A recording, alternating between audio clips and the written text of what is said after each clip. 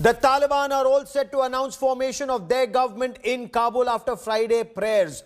Mullah Haibatullah Akhundzada is likely to remain the spiritual head of the organization of Taliban. And there are reports that Mullah Abdul Ghani Baradar may head the Taliban dispensation. However, a cause for grave concern is Taliban's victory parade shown on Afghanistan television, showcasing suicide bombers or martyrdom seekers, suicide vests and vehicle-borne improvised explosive devices. Anil Kumar gets you our top story. One of the primary immediate concerns is that Afghan soil should not be used for terrorist, anti-Indian activities or terrorism against India. What message is Taliban sending out to the people of Afghanistan and to the rest of the world? Joining me on India First is Lieutenant General Syed Atta Hasnain, former Kashmir Corps commander. Also with me is Ambassador Ashok Sajjanhar, a senior veteran diplomat and of course a keen Afghan watcher. My first question is to India Today's executive editor Shiv Arur. Shiv, you've been looking at these pictures very closely, very clearly. What signal is Taliban sending out? Are these really suicide bombers on display with suicide vests and VBIEDs or vehicle-borne improvised explosive devices on display?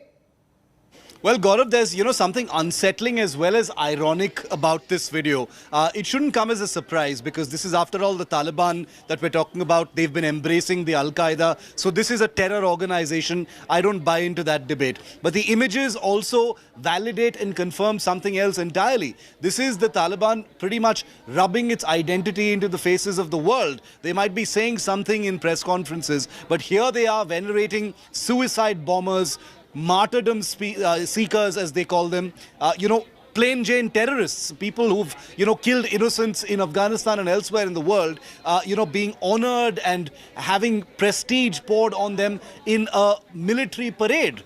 If that wasn't bad enough, having all these jihadi suicide bombers holding the Taliban flag, it's followed very soon by a car bomb. Now, a car bomb that has been, a very typical weapon that has been seen in attacks mounted on United States forces over the years. So This is the Taliban, on the one hand, putting out these unsettling images, but it's also a little funny, even though there is nothing actually humorous about this situation, because the Taliban didn't really have to do anything to take power. All it took for the Taliban to return to power was for the United States to unplug from the country after 20 years and the Afghan National Army, which was supposed to have been trained, to disintegrate entirely. So these images are really the Taliban saying, we are in the hot seat, we are in the driver's seat, and we'll do exactly what we want.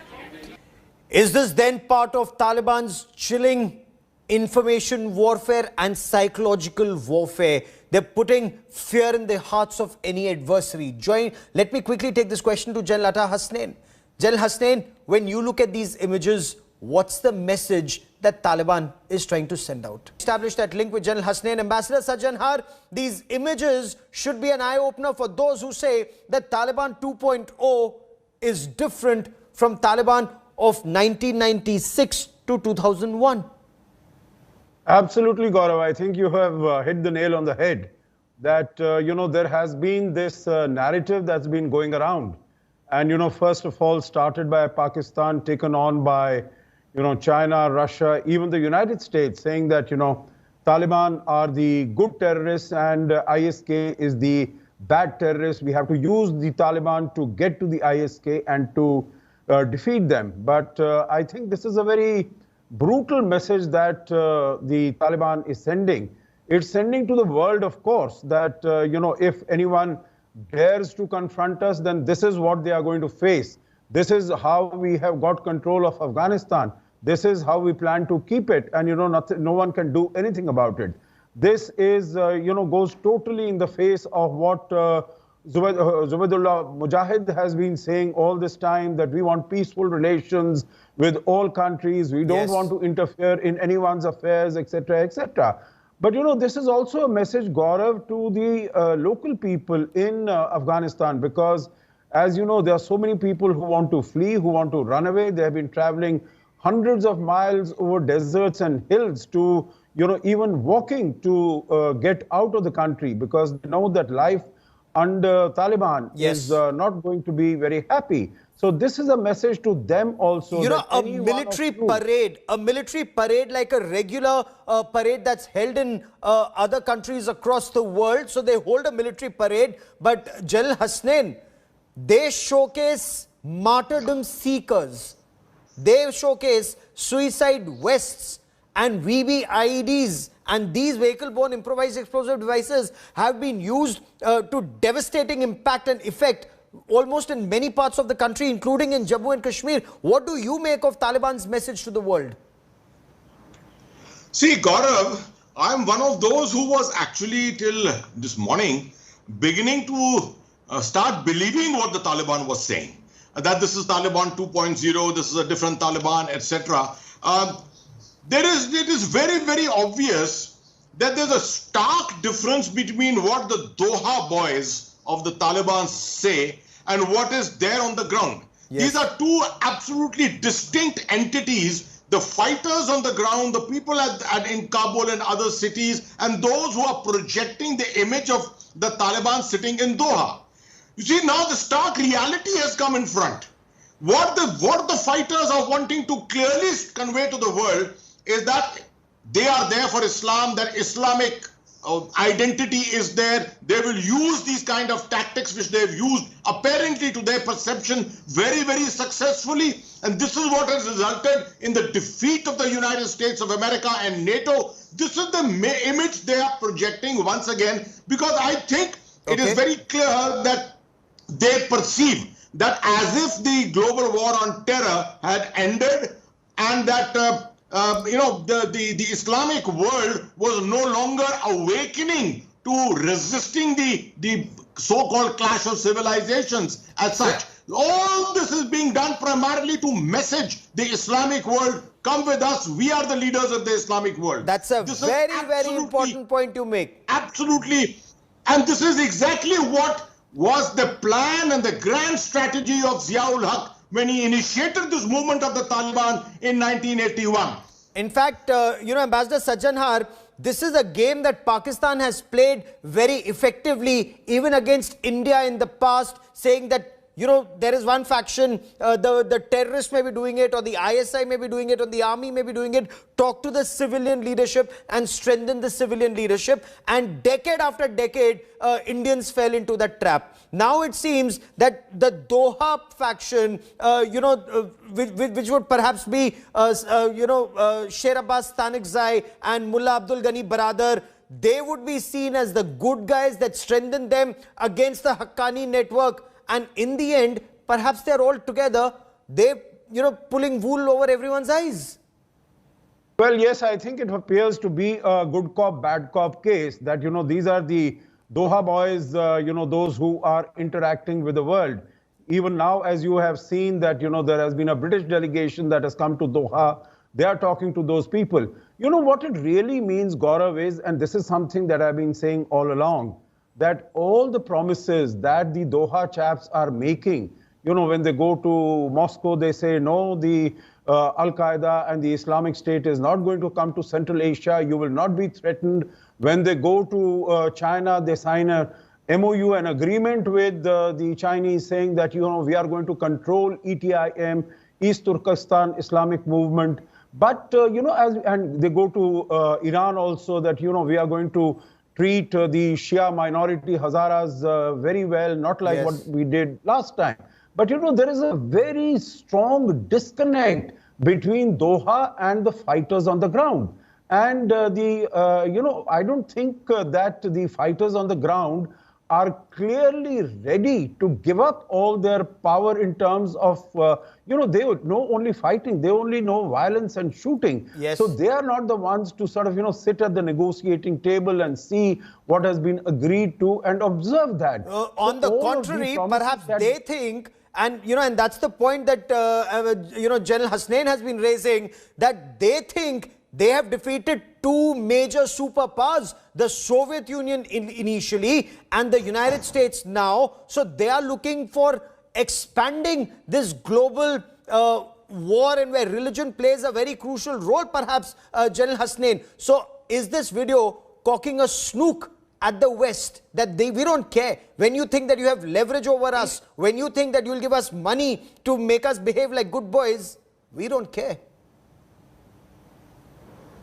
Exactly. That's exactly what is happening. And what I can visualize is not before long, you are going to find an internecine kind of a conflict, intra-conflict within the Taliban, because there are elements who will probably see reason and understand the aspect of the legitimization of the whole movement if they have to make further progress in this world. They cannot live in conflict with the entire world.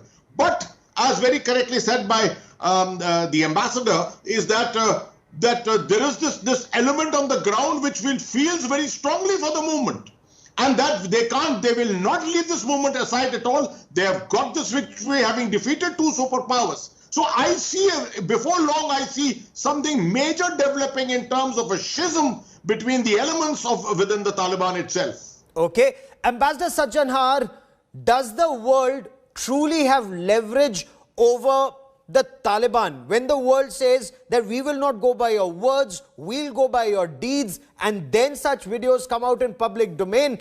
Then is the message that's coming out of Taliban saying, yes, we want your money, but we'll do what we want, and yet you will pay us, because Pakistan has already floated two bogies. One bogie, Taliban are the good guys, as you rightly pointed out, and ISK are the bad guys. Or that bigger bogey that Pakistan is floating, that our nukes are safe with Pakistan Army, they could go to the Taliban, and then the world would have a catastrophe on its hands.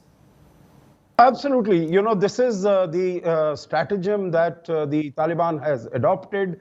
Go out to the world, tell them that this is what you need if you want to have stability here, if you don't want Afghanistan to become a hub of terror from which there can be, you know, instability, and there can be attacks all over and spread of Islamic radicalism.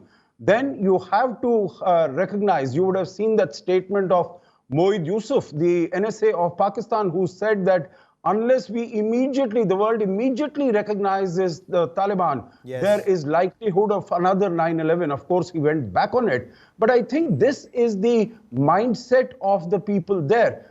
Gaurav, let me also tell you that these are the factions within the Taliban. There are many other groups outside the Taliban who have worked with the Taliban, and they are not going to be doing the bidding of the Taliban, because it is, as I said, ETIM is there, Al-Qaeda is there, you have Tehreek-e-Taliban Pakistan, Lashkar-e-Jhangvi, you have Lashkar, you have Jaish, you have so many of them, okay, Ansarullah, Islamic Jihad Union. They are not going to be under the control of Taliban. So I think for Taliban to go around and speak sweetly and make all these commitments, I think it is really, leading all the countries down the garden path. And countries are willingly being led up. You're absolutely right, being led up the garden path. But the point remains, General Hasnain, what next? Will the real fight be out in the open when the government is announced tomorrow? If those with the gun, Pakistan-backed Haqqani network, if they get a lion's share or they control the power, does that then indicate that those from Doha or the Kandhari Taliban will be cut up with the Haqqanis, and then ETIM, Al-Qaeda, other groups, and of course you have the Panjshir warriors anyway taking them on, then the real fight for Afghanistan starts? My worst fears, Gaurav, are that even as this fight for Afghanistan probably gets initiated internally, the beneficiary of this entire thing is still going to be Pakistan, who will probably control all the various strings, the puppet strings of all these organizations there. Because you must remember that not really in direct control, but overall in terms of sponsorship, Pakistan's history is almost 40, 45 years old. Yes. The kind of experience they've got, the kind of intelligence that they have, dealings that they have been involved with. So Pakistan is going to be the nerve center of this entire thing. This is the fear India had. This is the fear that the world should have. Unfortunately, the world has not listened to India on this issue. It needs to focus on this fact that Pakistan is the core center of terrorism, not the peripheral areas around it. It is Pakistan itself which is the core center.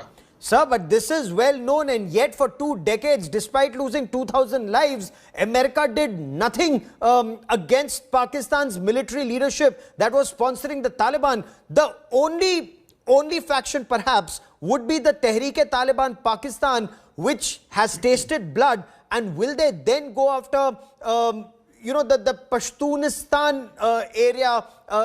Ambassador Sajjanhar, in your view, last 30 seconds on the show, that Pakistan may win, but Pakistan may also lose in terms of TTP going after it. Absolutely, I fully agree with you. Meaning, if we had spoken about it, we could have spoken in greater detail. But it is Tehreek-e-Taliban Pakistan, it is Lashkar Jhangvi. We have seen a rehearsal of that when 2 of the Pakistani soldiers were gunned down just a few days ago. Then the Durand line also becomes active. And I think all those areas, the Afghans and the Pashtuns are never going to recognize the Durand line. So I think Pakistan is also going, face the backlash very, very And we'll be reporting on the story. I've run out of time on this part of India first, but Ambassador Sajjanhar and Jalal Hasnain, as always, many thanks for joining me here on India Today.